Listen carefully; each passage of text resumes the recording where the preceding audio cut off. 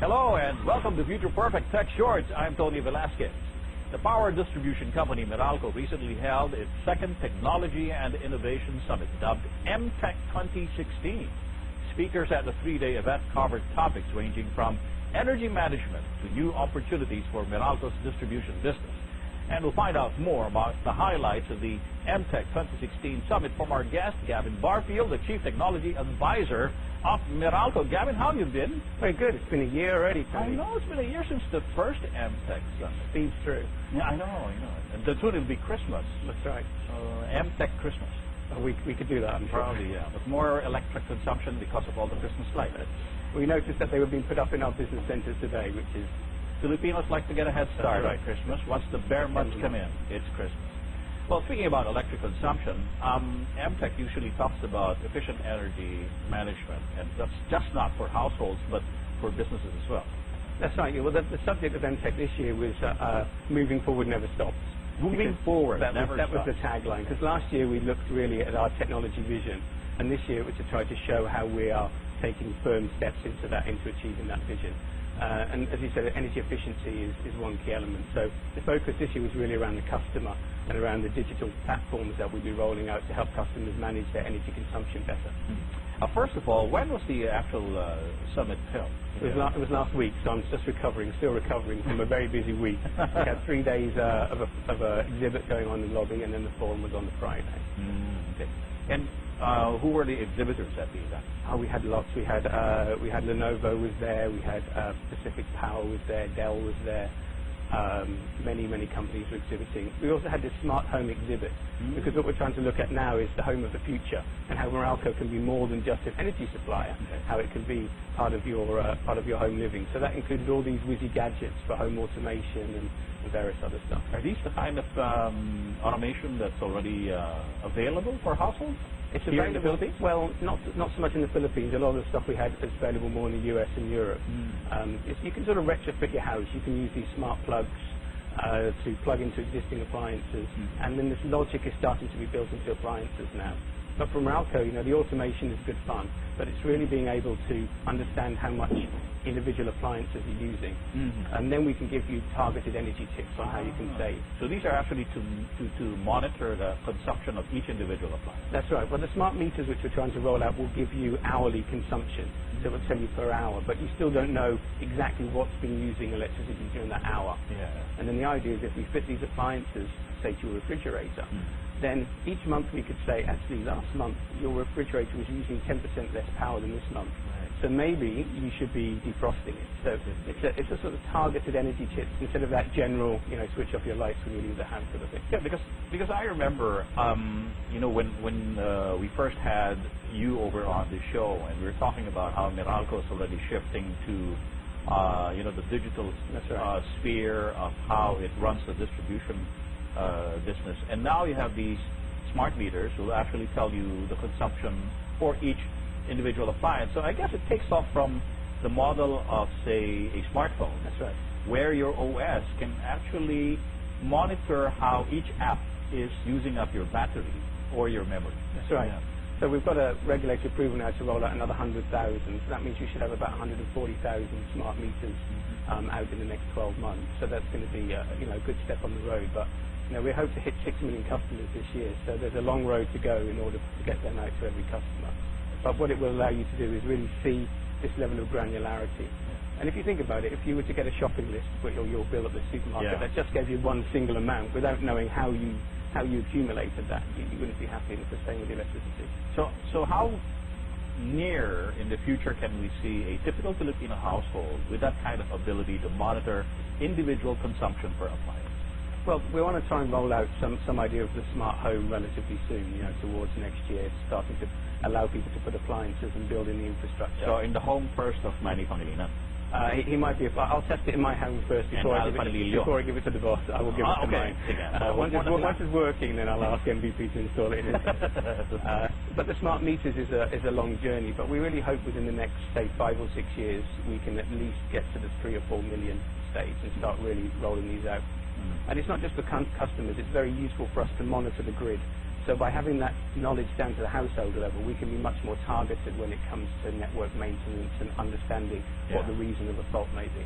So I guess it's also one of the goals of MTECH 2016 to actually see how much more efficient grid management can become by applying digital technology. That's right, and part of our smart grid journey is our advanced network automation, which is how do we put all of these sensors and automatic switches onto our network.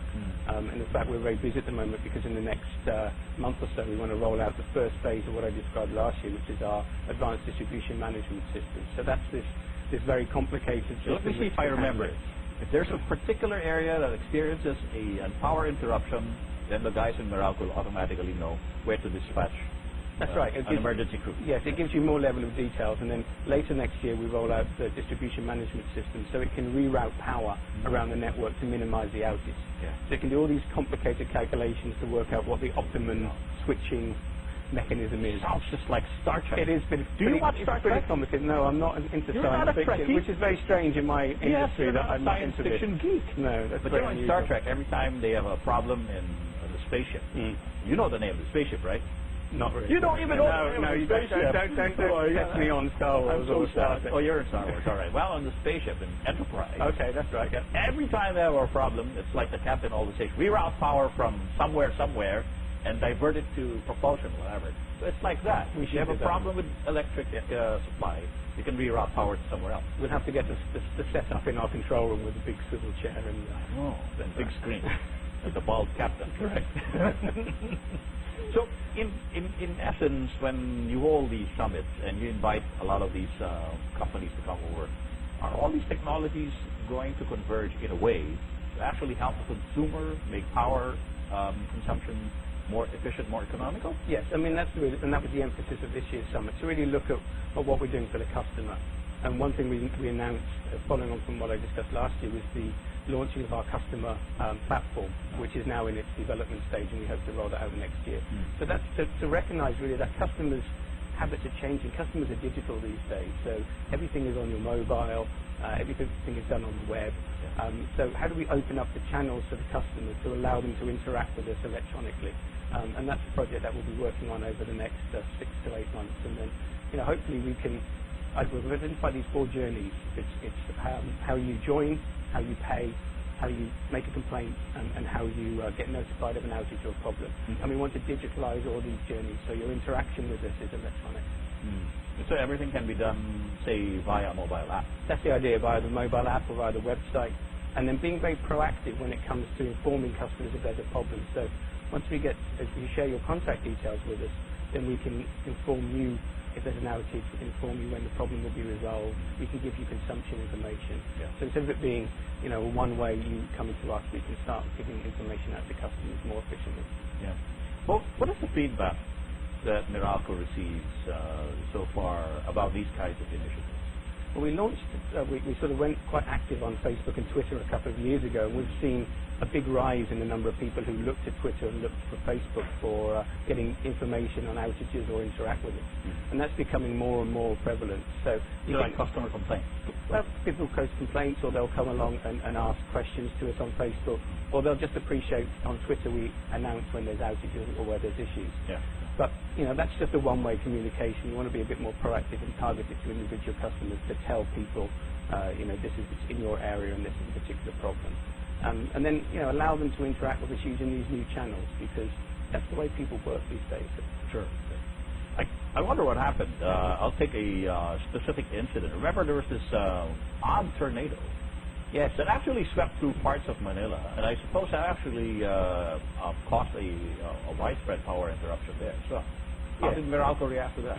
Well, we had, I saw the video of that. It was quite interesting to see. I mean, these things do happen. Of course, we're in an area that is prone to heavy and severe weather, so we'll always have these issues. Yeah.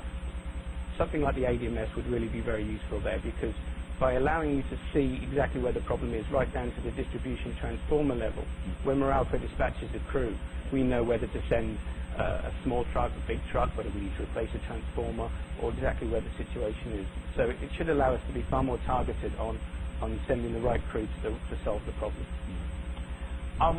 The idea of having a smart home might be far-fetched for a lot of Filipinos who probably don't see the need for it, especially since there are other expenses that they may need to maintain their own households. So how can it become a little bit more feasible and even more attractive for the ordinary Filipino homeowner?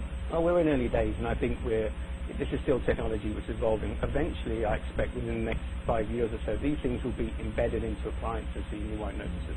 Appliances will become smart. In the meantime, we hope that... Is this the Internet of Things? Yeah, the Internet of Things, or even another one which is coming up, which is the Internet of Energy, which is energy-related products which are all able to interact to find out the cost of power and make decisions based on the cost of power during the day. But I think if we can roll out something simple like the smart plug idea, they're relatively affordable for people to be able to install in their home, and we hope that the energy consumption information they'll get will allow them to save and so recoup some of the expensive investment. Yeah. Well, speaking of energy, it's like you need time to restore your own energy after the MTECH summit. It was quite a week, I have to admit. I got home on Friday and collapsed for the entire long weekend. So. All right. That means that Gavin has to regenerate. That's another Star Trek. Recharge. That's another Star Trek. Okay, I'll go and watch it now when I get home. You must. It's the 50th year anniversary of Star Trek. Okay, I promise you. A lot of stuff coming out of Star Trek, probably in Meralco. Gavin Barfield, thank you very much. Happy to see you again. Thank you, Tony. Good to see you. And we're